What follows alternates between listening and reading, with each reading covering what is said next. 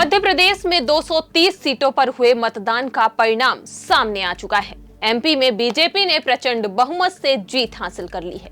BJP की इस जीत की आंधी में राज्य में कांग्रेस साफ हो गई है। लेकिन बीजेपी ने भले ही जीत हासिल कर ली हो, पर बीजेपी के कई ऐसे दिग्गज नेता हैं जिन्हें करारी हार का मुंह देखना पड़ा।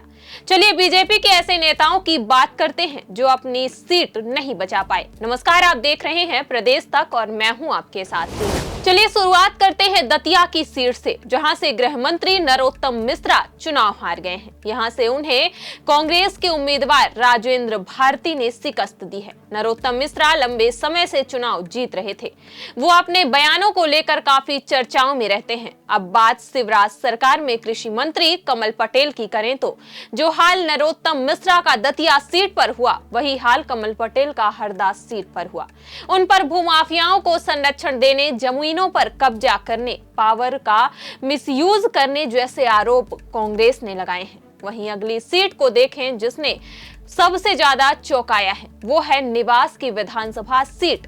यहां से केंद्रीय मंत्री फग्गन सिंह कुलस्ते को कांग्रेस प्रत्याशी चैन सिंह वरकड़े ने करीब 10,000 वोटों से ये चुनाव हराया है। इसके बाद सतना सीट का हाल देखें तो सतना से सांसद गणेश सिंह भी कांग्रेस प्रत्याशी सिद्धार्थ कुशवाहा से लगभग 4,000 से ज्यादा वोटों से हारे। इस विधानसभा चुनाव में बीजेपी के सिर्फ यही दिग्गज चुनाव नहीं हारे, ऐसे कई और नेता हैं जो अपनी साख बचाने में नाकामयाब रहे हैं। अब नजर चंबल के भिंड जिले की चर्चित अटेर सीट पर डालें तो यहां अरविंद भदौरिया को हार मिली। अटेर की इस सीट से अरविंद भदौरिया को कांग्रेस के हेमंत कटारे ने मात दी है। हेमंत कटारे स्वर्गीय सत्यदेव कटारे के बेटे हैं। सत्यदेव कटारे कांग्रेस पार्टी के कद्दावर नेता और नेता प्रतिपक्ष भी थे। वहीं ग्वालियर ग्रामीण से भारत सिंह कुशवाहा को कांग्रेस प्रत्याशी साहब सिंह गुर्जर से शिकस्त का सामना करना पड़ा। अब महाकौशल पर बढ़े तो यहां बालाघाट सीट पर गौरी शंकर बिसेन को हार मिली है। उनके सामने कांग्रेस की अनुभा मुंजारे थी।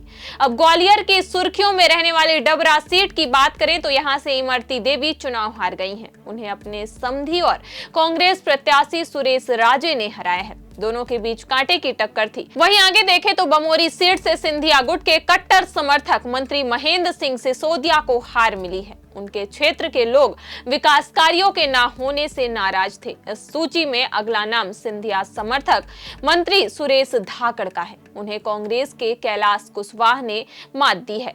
सुरेश धाकड़ का क्षेत्र में भारी विरोध था। विकास कार्यों के अधूरे रह जाने से लोग इनसे नाराज थे और इनकी मौजूदगी सही समय पर लोगों के लिए न होने के भी आरोप लगे थे। अब अगली सीट खरगापुर है, जहां से राहुल सिंह लोधी हारे हैं। उन्हें कांग्रेस से चंदा सुरेंद्र सिंह गौर ने हराया। मध्य प्रदेश विधानसभा में बीजेपी की प्रचंड जीत का परचम तो लहराया, पर पार्टी के कुछ दिग्गज अपनी सीट नहीं बचा पाए और करारी हार का सामना किया। खैर, अब देखना यह होगा कि इस बड़ी जीत के बाद बीजेपी का अगला कदम क्या होता है। फिलहाल इस खबर में बस इतना ही। जल्द फिर मिलेंगे कुछ और खबरों के साथ। देश दुनिया और अपने आसपास की ताजा तरीन वीडियो को देखने के लिए प्रदेश तक को लाइक करें, फॉलो करें और YouTube पर सब्सक्राइब करें और बेल आइकन को दबाना ना भूलें।